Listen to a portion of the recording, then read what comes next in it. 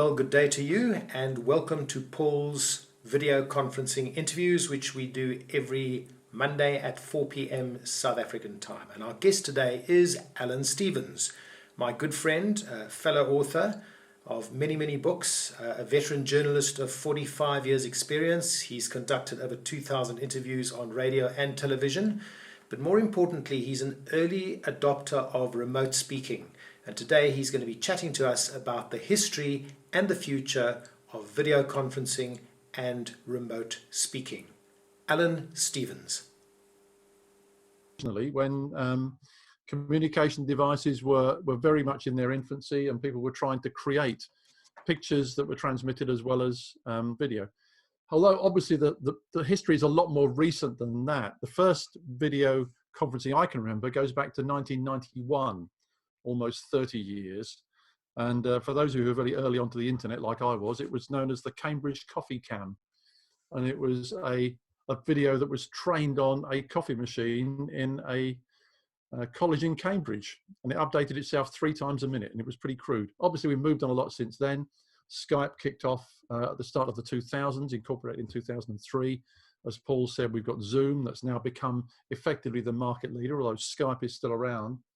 And now we have a great many systems. We have Adobe Connect, we have GoToMeeting, GoToWebinar, Microsoft Teams, and a whole range of offerings that we're all having to use. So a lot of this is driven by the fact that we have to. But my involvement with remote speaking and virtual speaking goes back quite a long way, longer than I care to remember, Paul, I think. So we'll just draw a veil over it right there and say, I've been around for a while. So how did you get involved, Alan? I mean, this has been quite a journey for you. And in effect, you're really, as far as I know, you're an early adopter. A very early adopter. I was involved with Skype. In fact, I went to visit Skype in Estonia at their head office back in 2004, not long after they'd established themselves, to interview the people over there and find out what was happening. And I was very early into Zoom as well. But what really brought it home to me was an incident back in 2010, 10 years ago, when I was having breakfast with my family here in London. And I had a phone call from a fellow called Paul Cook, who some of us will know, who was the president of Meeting Professionals International at the time. And he said, how are you doing, Al? I said, I'm fine. He said, I'm at a conference in Dubai. And I said, good luck. Well done. Thanks for calling. Didn't know what it was all about. And I said, what do you need? And he said, can you come and do a speech here in 20 minutes? And I said, well, clearly that's going to be a bit difficult unless you mean virtually, which he did. And what had happened, the speaker that they booked was in Australia and sitting in what used to be known as a cyber cafe back in the day in Adelaide with very bad Wi-Fi, lots of people making coffee noises all around. And as a result, they couldn't use him. So Paul said, I'm desperate to get a speaker online in 20 minutes. Can you do it? And I did. So, 20 minutes later, I was online to Dubai. I was delivering a speech to 1,000 people.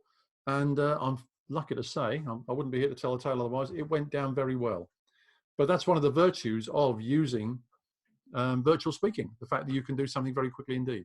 So after that initial experience, did you kind of take it up pretty quickly, or was it a little bit of a stop-start kind of thing like most of us are experiencing? We have an opportunity and we think, heck, that was a bit stressful, and we shy away from it a bit. What was your experience? Did you get into it quickly? No, I jumped into it with both feet. I mean, I was both Paul Cook and I got very involved in it. In fact, we set up something in 2011 called the Academy of Virtual Speaking, where we created a syllabus. We created a certification process, and would you believe it? Nobody was interested. Like no. Oopsie. You accidentally muted me there, I Paul. accidentally muted you. I'm sorry about that. You said nobody was interested. Nobody was interested in being a virtual speaker 9 years ago. Goodness knows why. Nobody wanted to know. So we scrapped the whole project. I got rid of the domain name, scrapped the project. I've resurrected a lot of it now. I'm never going to create that thing again. Everyone in the world is doing Zoom training these days, so I'm not going to get back there. But yes, we were very early into it, and I could see the potential. And I've been delivering virtually for, well, ever since, in the 10 years ever since, at quite a high level. And then the advantages and disadvantages specifically of remote speaking. So now we're talking about speakers that used to go and speak at a conference, but now they're being asked to do it remotely. What are That's these? right. Yeah. There are, well, it's an interesting thing because some people see it as a kind of second best option. Yeah. If we can't have somebody on stage, maybe we can have them on a screen. But what I've been saying to people is there are many, many advantages of speaking remotely. It doesn't mean it's always better or worse. It depends on the circumstance. But for example, the costs are much lower to the booker. You know, there's no transport cost, there's no hotel cost. If there are delegates who are remote as well as the speaker being remote, then there are no delegate costs either. So you can run a much cheaper event. Not quite as much as my experience in Dubai 10 years ago, but you can run short notice events. So you could set up an event next week or maybe later this week. You could book speakers, you could promote it, and so you can do things very quickly because there's no lead time on venues. There's no green footprint. Sorry, there's no carbon footprint. You know, they're very, very green events. So you don't have people coming in from great distances. You don't have a lot of energy use because there is no environment. In fact, the speaker provides the environment.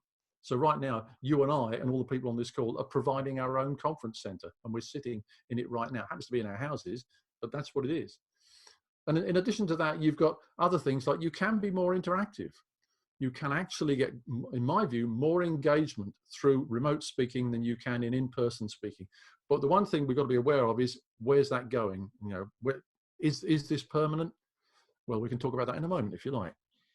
Yeah, but now what I find quite interesting about this new forum is that in order to be a speaker who stands up and speaks in front of an audience from a stage, you can hear me, can't you? Right. So in order to get up and speak on a stage, you need certain speaking skills, projection skills, use of body language, and so on and so forth. But this almost creates an opportunity for people who are subject experts, but that wouldn't necessarily regard themselves as being speakers and who would be afraid of a live audience. Would you not see that as an advantage? I think so. I honestly think a lot of the skills are the same. And a Ek het geproefd of doen hy niks nie. lot of the skills are the same. There we go. Coming through, not on mute. I hope you can still hear me. I know you can't see me necessarily. We can. Okay. So a lot of the skills are the same. And a lot of the things that you need to learn in terms of creating a speech and delivering a speech and getting your message across are exactly the same. Some of the differences, though, are you're right, you don't have the movement on stage. So you don't have the same type of body language. But what you do, you have to connect through the screen. You know, I'm connecting through a little camera right here. And I've got to be talking through that camera to an individual. I know there are sort of 30, in fact, there are 40 odd people online now, but I'm talking to everyone as an individual. I'm talking to you as a person. I'm never talking to a complete audience because I've got to have that mindset, that impression in my head. So my analogy is that it's a TV program rather than an on-stage performance. And I don't think speakers should adapt their on-stage performance to the small screen. I think they should think, if I was delivering my speech on television, how would I put it in this little rectangle? Right. So then for people that are not necessarily speakers or don't necessarily have content to put across, how would you see their opportunities changing from a point of view that they have this video conferencing available to them to be able to connect with whoever they want to, whenever they want? Well, I think you made the point there. I think it's connecting to whoever they want to, whenever they want. And I would advise people who are subject experts, but perhaps haven't studied the craft of speaking and rhetoric as many of us have, that they would do a Q&A session, or they would do little chunks, or they would deliver short chunks of information. Because if they don't have the necessary knowledge and experience to structure a presentation, which might be 20, 30, maybe even 40 minutes, that's going to be obvious on a small screen, the same as it is on stage. So I would suggest, in fact, that to do what we're doing right now, even though both you and I are speakers, we're also happy doing a Q&A, and that's what works for expertise. And then you had to learn how to use the technology to become comfortable with it. And yes. I'm a more recent adopter than you are, but I've also had to become comfortable so that I could manage situations like suddenly having background noise and what have you. Yeah. What is your suggestion to people that are starting to host virtual conferences like this? What are the main tips that you'd give them in terms of familiarizing themselves with the technology that is their chosen platform? Well, it's an interesting one. You say their chosen platform, because sometimes we can't choose the platform. So the first thing I would say is make yourself aware of different platforms. Yeah. Make sure that you understand how to use Zoom, GoToWebinar, Adobe Connect, Microsoft Teams. Those are the main ones. And Skype too, it's still around, because your client may decide for you. They may say to you, this is the system that we use. We're all familiar with it in this organization, and therefore that's what you've got to use. So first thing is you need to familiarize yourself with the basics of all of those systems. Second thing is get some advice, obviously, and get some practice. You can practice this on your own, because in Zoom, for example, you can record yourself. And I know it seems a bit weird to talk to an audience as though they're not there, but you can do that, and you can get some advice from other speakers, or you can watch yourself back. And then get some help. It's always very useful, even if you're doing a speech on your own, to get somebody else with you to monitor the chat, to make sure that people are admitted to the room. If anybody kicks off, that they're ejected, and so on. So it's not quite, it's a bit like having a stage manager, I suppose, on stage, and the event organizer. So you've got somebody else who is effectively in the room.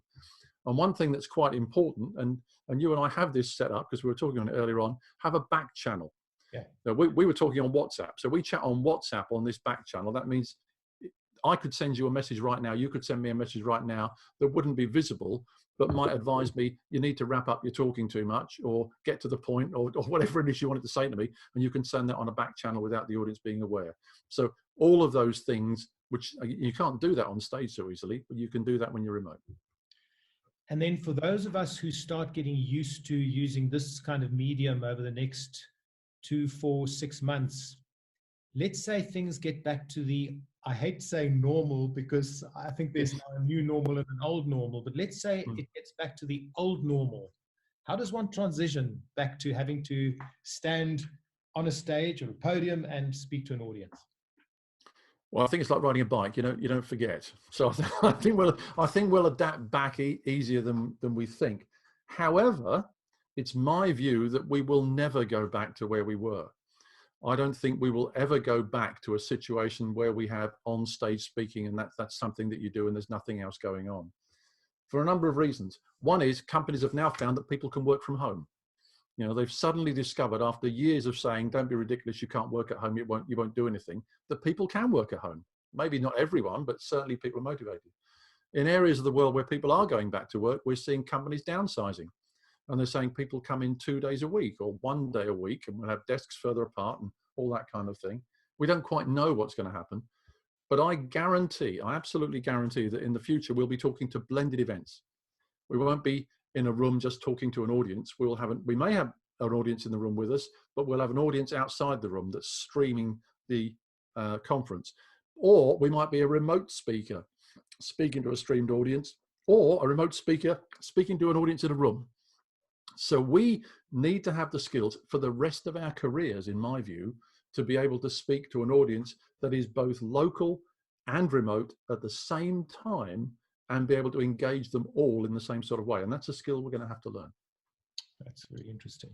So if I can just go back to an element of my previous question, let's say that I am hosting video conferences like I am every Monday on a regular basis. Yep. Just by the way, folks, you can diarize 4 p.m. every Monday. I'll be interviewing somebody like Alan, but on a different aspect of video conferencing. What would you say are the most important things that people should learn in order to be comfortable with the technology, so that it doesn't become a whole mess of worrying about the technology and becoming tense, instead of actually running the meeting and having great content in the meeting, which is what it's meant for? Well, as I said earlier on, Paul, it's a very good question. That you learn the basics, know how to start a meeting, how to share the screen, how to mute people, how to bring people in and out, and so on.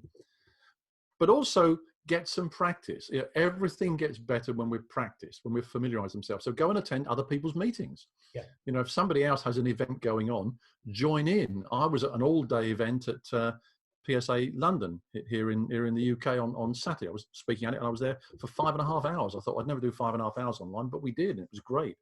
Tonight, I'm going to be in PSA Scotland with the great Tim Gard, who's presenting from America, into there. On Thursday, this is an offer that's going to come to everyone in South Africa, by the way.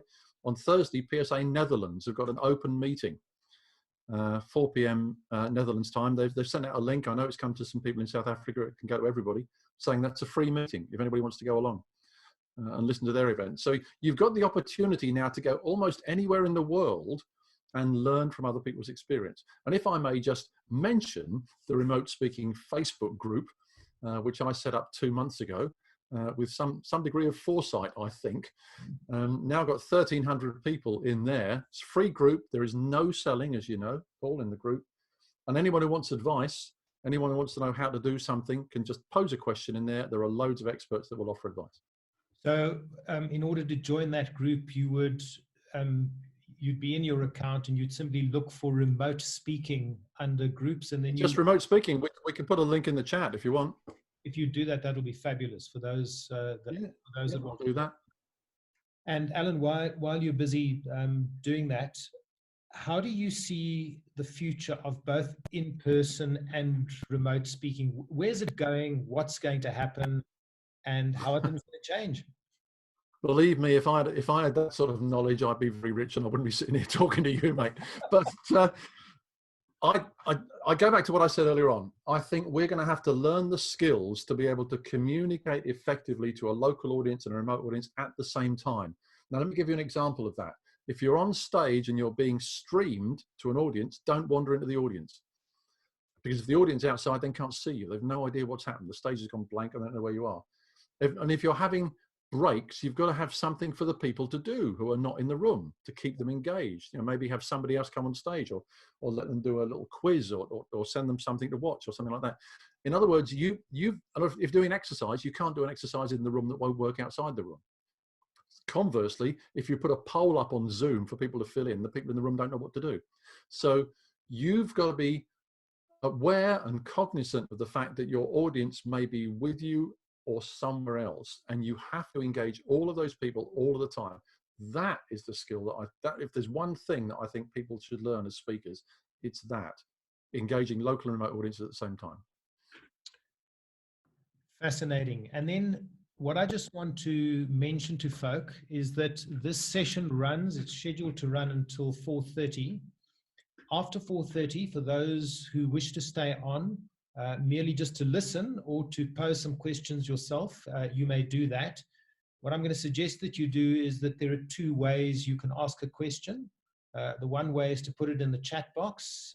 You can put it to everybody so that everyone can see the question, and then we will pick up on those questions and answer them.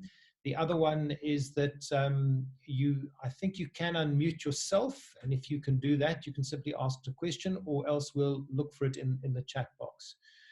So Alan, for those people in business that are running video conferences, what are the things that typically, in your experience, that you found that can go wrong? That they should. Okay, well, the classic one, and I'm sure you've covered this off, the classic one is being Zoom bombed, or somebody crashing into your meeting. And there are several ways to avoid that. One is what you've done, I know already, by using a meeting with a password, and that's been sent only to the people who have agreed to participate. You can also lock the meeting. So you can go down, there's a little security feature, there's a little shield that says security. You can click on that and you can lock the meeting, and that means nobody else can come in. So provided you do those two things, then at least you keep your meeting secure. The other thing is you've got to be aware that if you're recording a meeting, you've got to tell people that it's being recorded, just so they don't say anything that they might not want to go out somewhere. Or if you take and the other thing people do is they often take a screenshot. They take a photo of the gallery view of people. Be aware that some people may not want to be in that. So give them a chance before you take the photo to say, put yourself just as an image or a name. That's fine, we'll take the photo, then you can come back. It's just being aware of those little things, those little kind of security things that can trip people up. But the worst one, of course, is to allow somebody to crash into your meeting and deliver content you're not interested in. And there's two ways you can avoid that. And anything else that you that comes to mind that you've experienced yourself in video conferencing meetings? Well, it's a lost link. It's the most obvious one. You know, the link can go down.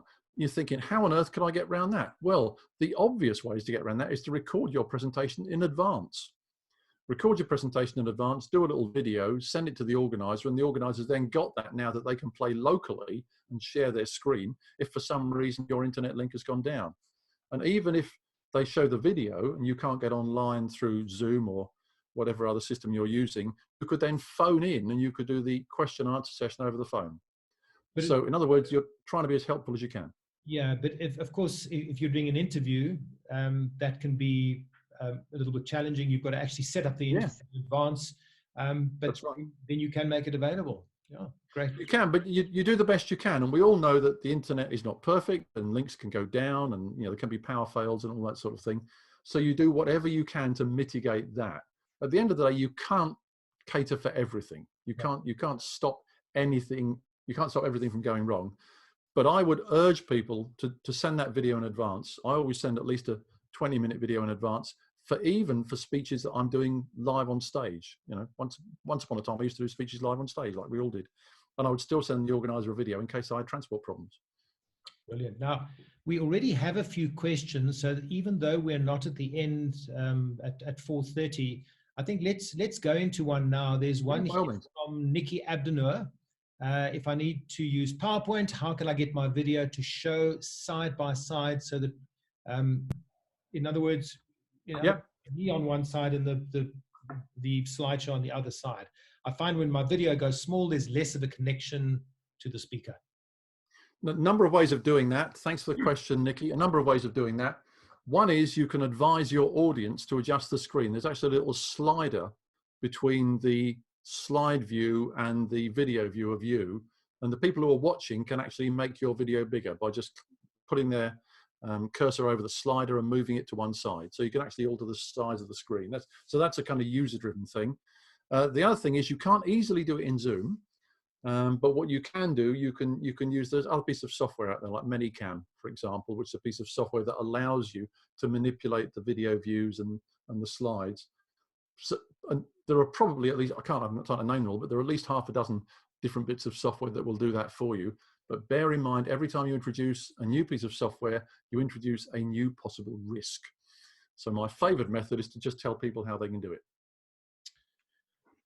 Okay, great. Thank you, Alan. And then let me see, I think Claire said if it's a break during a presentation, can you not assume that remote audience will take a break and get a drink and snack too?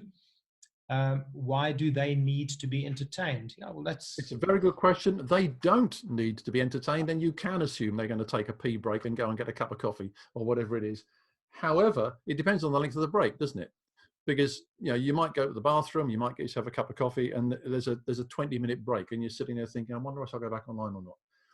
It doesn't matter if you've got something playing in that break. It's like a commercial break in a TV program. People aren't necessarily going to watch it, but some of them are. That's why the advertisers pay so much for them. So my advice would be have something there and have it running, just so that people know the whole stream is still live, which is another thing, so they know the stream hasn't dropped. And if they watch it, great. And if they don't watch it, that's okay too. It's not critical to the performance.